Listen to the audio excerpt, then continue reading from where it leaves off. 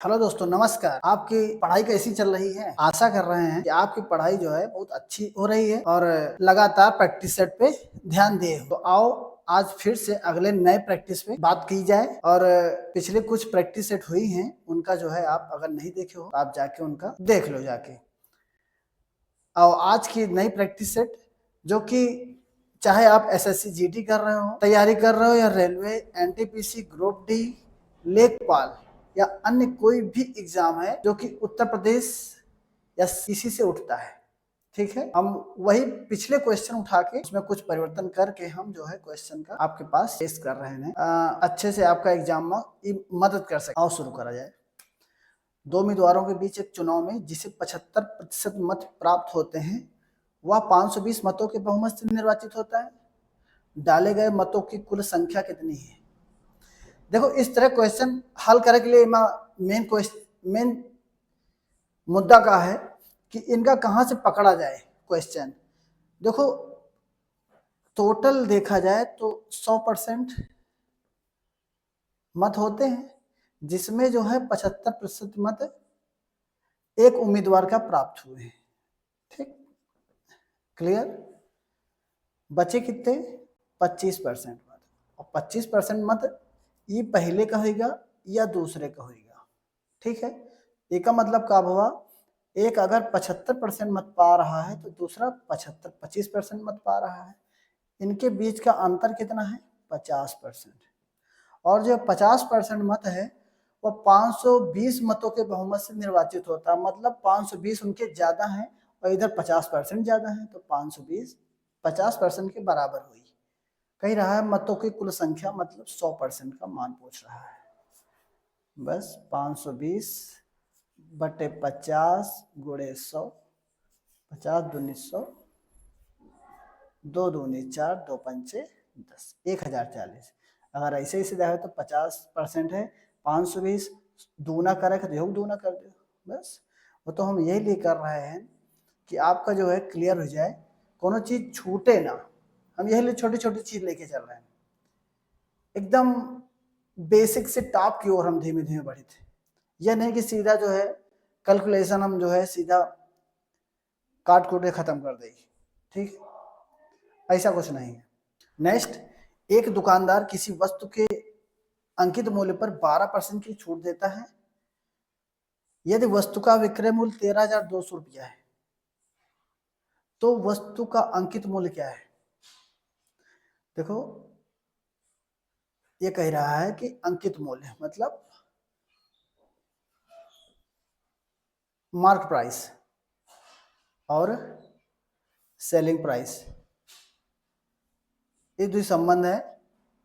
तो विक्रय मूल्य ये दे रहे हैं, विक्रय अगर मार्क प्राइस 100% है तो सेलिंग प्राइस 12% की छूट दे रहा है तो 88%। और ये 88% काहे के बराबर है? 13,200 रुपये के बराबर है। 13,200 रुपये के बराबर है। तो वस्तु का अंकित मूल्य बताओ, मतलब 100% का मान बताना है। ठीक, 13,200 बटे 88 गुणे 100। ठीक, 4 दूनी 8, 4 दूनी 8, 4 तिया 12, 4 तिया 12। ठीक, 11 दूनी 22, 11 33। और कैसे काटी?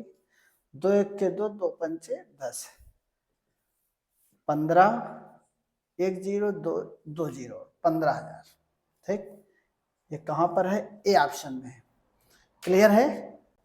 आगे देखो, एक एसी का अंकित मूल्य 48,000 रुपए है। दुकानदार 12% की छूट देता है और 10% का लाभ प्राप्त करता है। यदि कोई छूट नहीं दी जाती है तो उसका लाभ प्रतिशत ज्ञात करो। यह कह रहा है कि एक एसी का अंकित मूल्य 48,000 रुपया है। देखो, इन तरह क्वेश्चन अगर आपका परसेंटेज से परसेंटेज में ही आंसर निकाले गए तो क्वेश्चन में जो 48,000 रुपया है या आपका जो है मूर्ख बनाने के लिए दिन गया है, जो कि आप क्वेश्चन में उलझे रहो। तो इमा जब परसेंटेज दिया है ऊपर 12% छूट और 10% लाभ प्राप्त करता है तो मान भी परसेंट पर निकाले है तो आप परसेंट में ही ख्याल हो।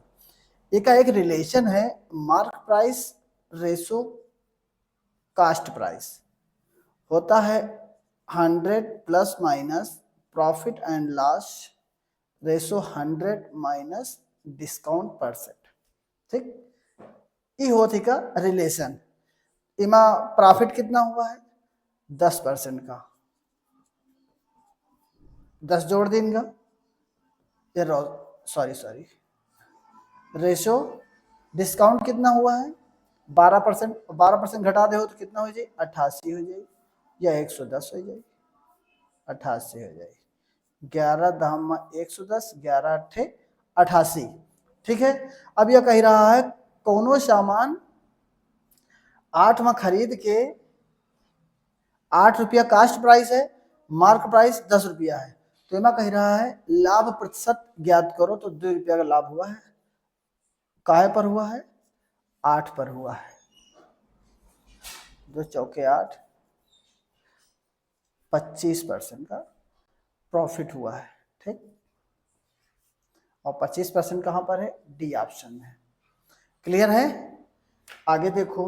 नेक्स्ट, राजू 3200 रुपए में एक पुराना मोबाइल खरीदता है और उसकी मरम्मत पर 800 रुपए खर्च करता है। यदि वह मोबाइल 4800 रुपए में बेचता है तो उसका लाभ प्रतिशत बताओ।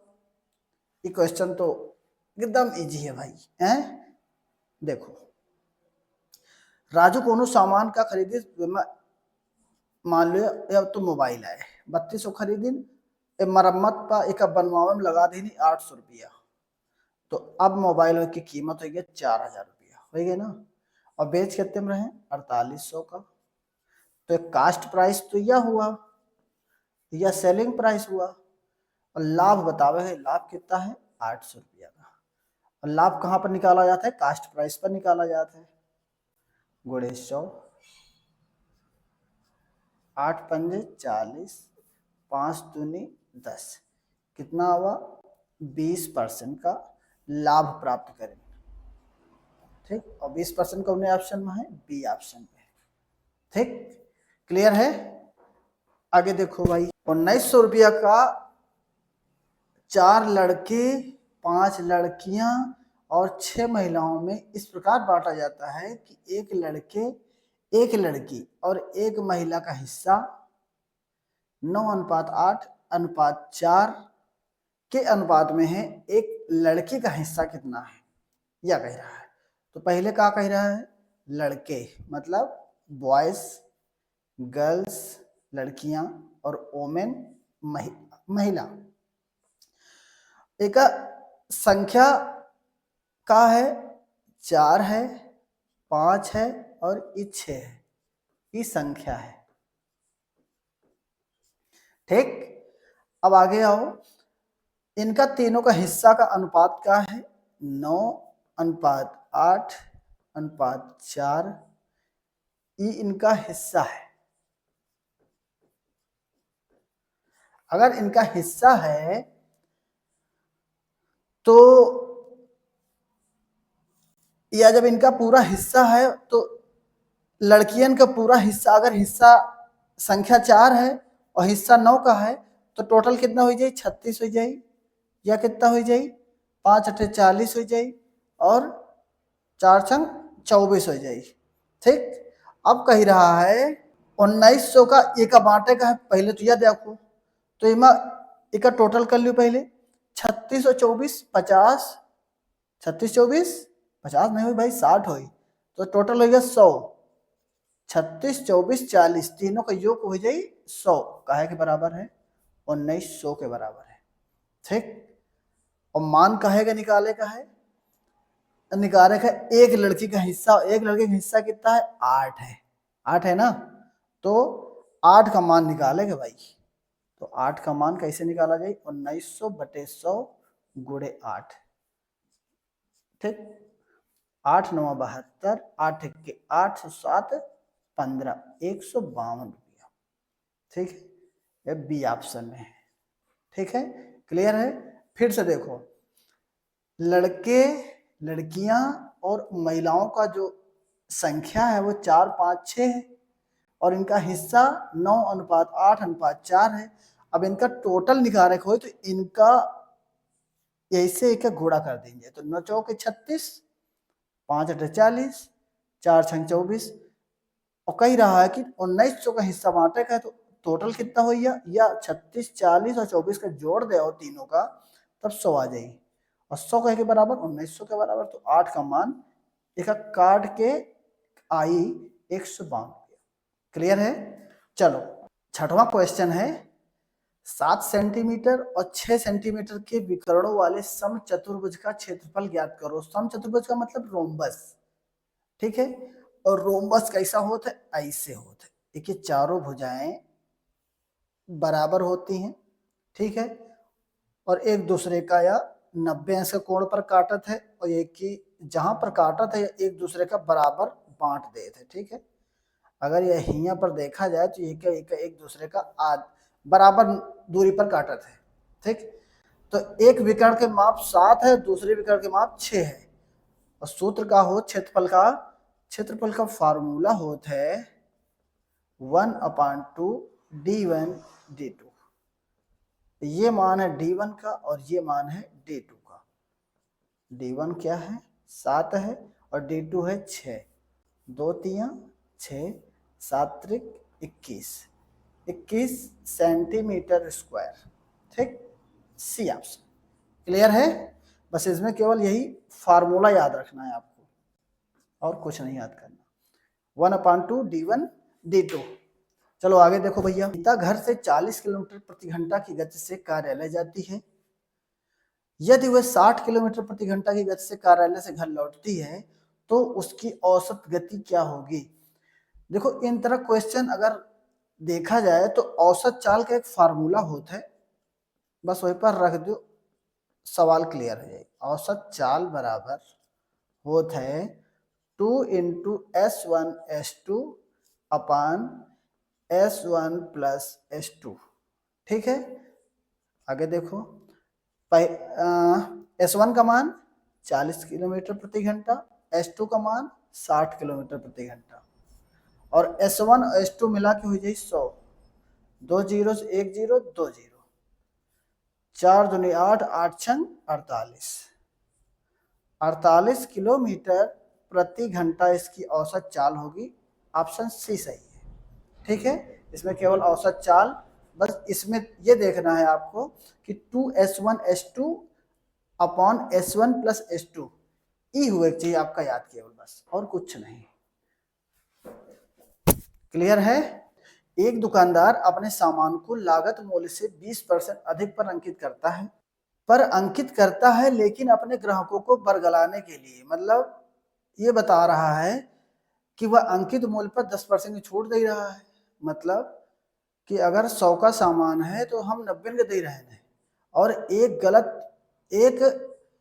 गलत वजन का भी उपयोग करता है जिसका वजन 1 किलो के लिए 800 ग्राम होता है। मतलब अगर 1 किलो सामान तौलें तो दिन 800 ग्राम, उसका कुल लाभ प्रतिशत बताओ।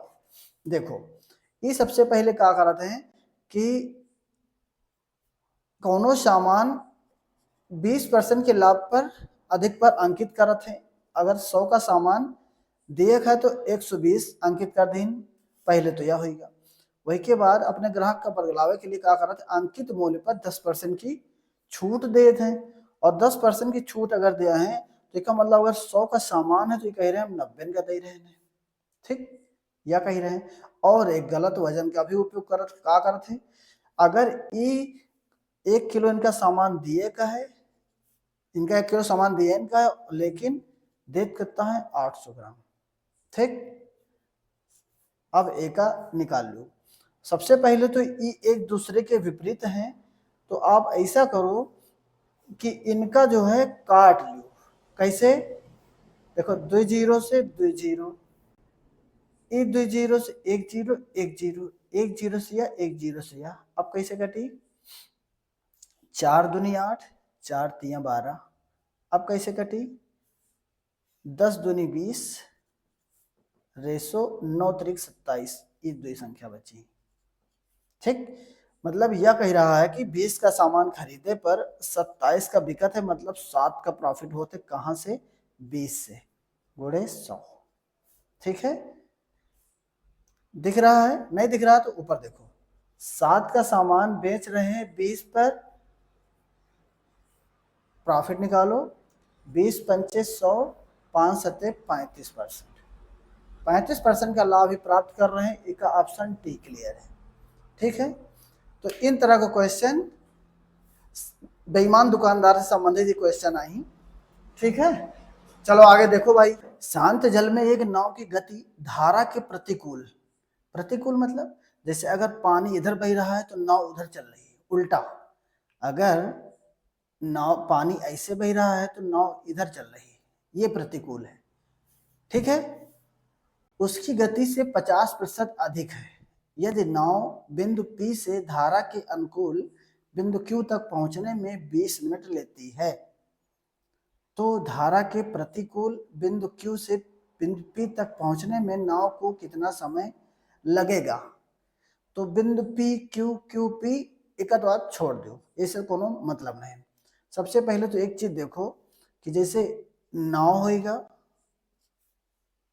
और एक होएगा जो प्रतिकूल की बात कर रहा वह हो रहा नाव माइनस धारा, एक कहा था प्रतिकूल। अगर नाव की चाल निकाला जाए तो नाव माइनस धारा हुई ना प्रतिकूल पर, और अगर एक तरफ हुई तो स्पीड जुड़ जाई, प्रतिकूल पर नाव से धारा की स्पीड घट जाई। ठीक है, अब इमा कह रहा है कि 50% अधिक है, मतलब यही की चाल अगर 100 है तो नाव की स्पीड कितनी है, 150 है। यही तो कह रहा है ना। शांत जल में एक नाव की गति धारा के प्रतिकूल उसकी गति से 50% अधिक है, मतलब ये गति से 150 मतलब 50% अधिक है। ठीक है, अगर इसका काटा जाए तो 3 आई और इसका 2 आई। क्लियर रहेगा। अब देखो, अब कह रहा है कि यही जो है नाव की स्पीड 3 है, यही नाव की स्पीड कितनी आई, 3 आई, तो इमा धारा की स्पीड कितनी आ जाए, धारा की स्पीड आ जाए 1। ठीक, आ जाए ना। तो धारा के साथ और धारा के विपरीत यह रेशो तुमका क्लियर हो चाहिए बस। धारा के साथ स्पीड जो है कहा जाता है डाउन स्प्रिंट, डाउन, अरे क्या कहा जाता भाई, डाउन स्ट्रीम। हाँ, डाउन स्ट्रीम या अप स्ट्रीम। अप स्ट्रीम मतलब डाउन स्ट्रीम मतलब धारा के सापेक्ष, अप स्ट्रीम मतलब धारा के विपरीत, जगह प्रतिकूल कहा दो आप। ठीक है, तो यह का स्पीड का हुई धारा के प्रतिकूल, अप डाउन स्ट्रीम में तो 4 हो जाए, तीनों जुड़ जाइए, और अप स्ट्रीम में क्या हो जाए, यही से एक घट जाए मतलब 2 आ जाए। ठीक है, यह स्पीड है। ठीक, ये तो स्पीड हो गया, कितना हुआ, 4 2 हुआ।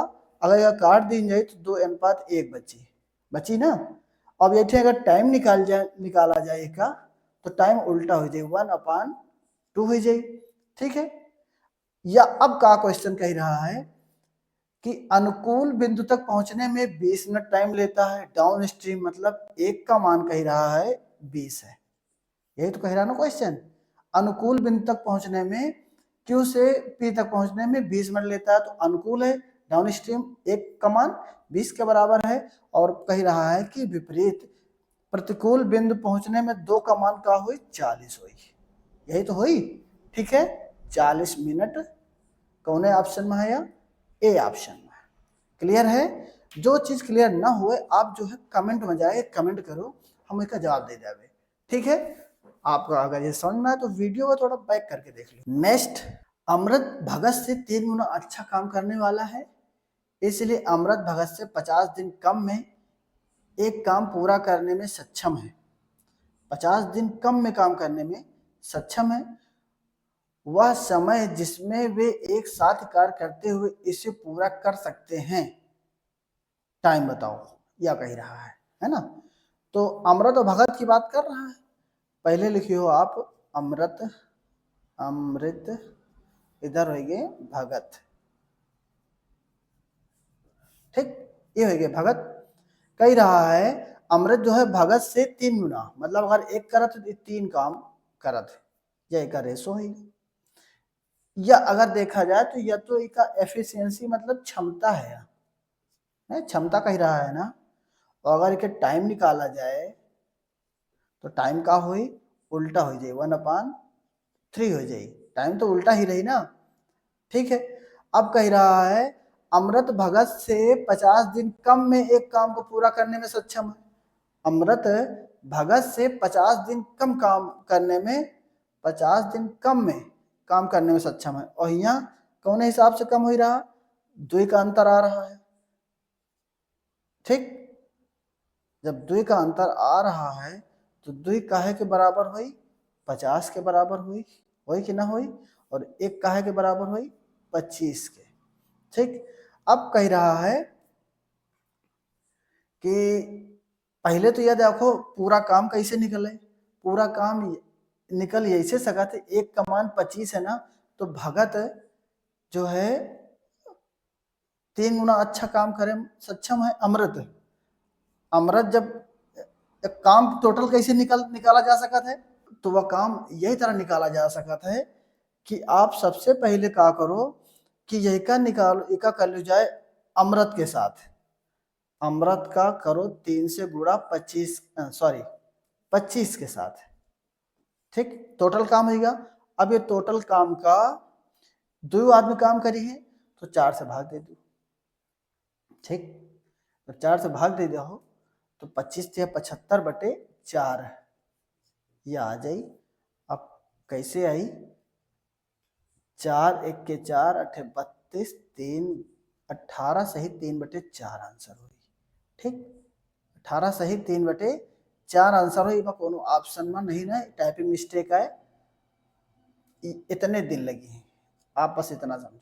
ठीक, चलो आगे देखो भाई।